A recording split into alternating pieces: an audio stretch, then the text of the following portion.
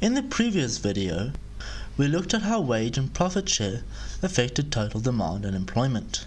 Today, we're going to extend that model into the long run and look at how wage and profit share affect the growth rate of the economy. Then, we're going to look at some real-world economies and discuss the implications of a falling wage share for the prospect of sustained and inclusive economic growth. In wage-led demand regimes, higher wages increase consumption and therefore growth. By contrast, in a profit-led growth regime, investment increases dramatically as the profit share rises, causing total demand and capital accumulation to increase as the wage share falls. Often, if analyzed collectively, large groups of countries are wage-led, whereas, analyzed separately, each individual country is profit-led. This makes sense because, overall, there must be demand in a group of countries in order to drive investment. But each individual country could rely on export demand to drive consumption, which increases if wages are driven down by increased competitiveness. This means that international cooperation is needed to create a wage-led growth regime. Otherwise, different countries will cut wages, competing against each other to be the ones selling to a shrinking consumer base across the wider region. However, the spread of neoliberal policies and increasing globalization have created a distributional shift towards profits. This has resulted in countries resorting to two alternative growth regimes. The one is the export-led growth mentioned above. However, all countries cannot be net exporters, and if global demand is contracting, only a few countries will be able to adopt this mercantilist growth strategy reliant on export surplus.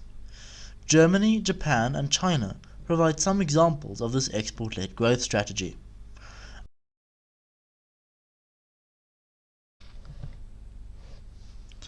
Another way in which demand can be maintained, even as the wage share drops in wage-driven economies, is through debt-led growth and financial speculation. This relies on using debt to expand consumption, or on generating investment in bubbles, often with little productivity gains in the real economy. We will look more at the dangers of financialization and deregulation and internationalization of finance under neoliberalism in a later video. The US and UK, along with many economically smaller EU countries like Greece, Ireland, Portugal, and Spain, can be seen as debt-led. To return to a global wage-led growth path requires significantly strengthening unions, labour market regulations, and the welfare state, along with re-regulating the financial sector to refocus on investment in the real economy. Part 2. How does income distribution affect investment? In order to show that growth is wage-driven, we must show not only that demand is wage-driven, but also that supply can grow in order to match the increased demand.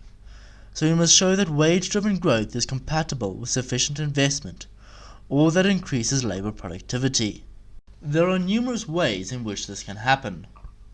Firstly, if demand is wage-driven, then for certain wage raises, the total amount of profits will increase because of increased consumption. Secondly, higher consumption may increase productivity in its own right through the Kaldor-Verdun effect. Here, increasing production, particularly in manufacturing, allows for increased economies of scale.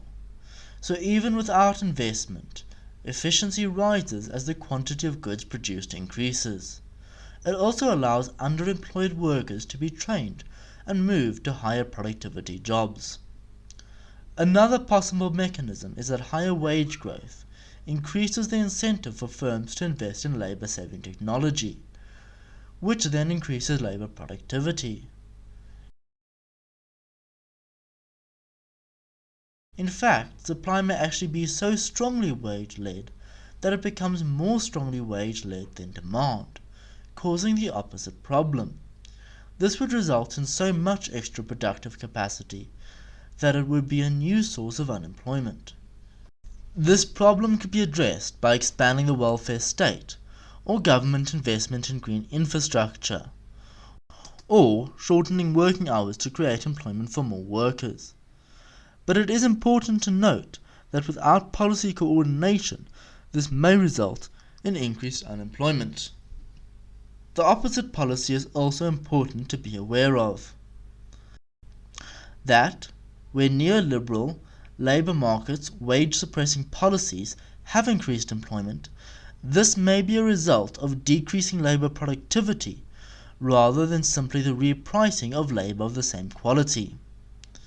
This will create a growthless employment expansion based on low-wage precarious labour. So, in conclusion, although wage-driven growth is a viable economic possibility, it is important to understand its limitations, as well as the national and political structures needed to enable it. Please like, comment, and subscribe if you find these videos interesting.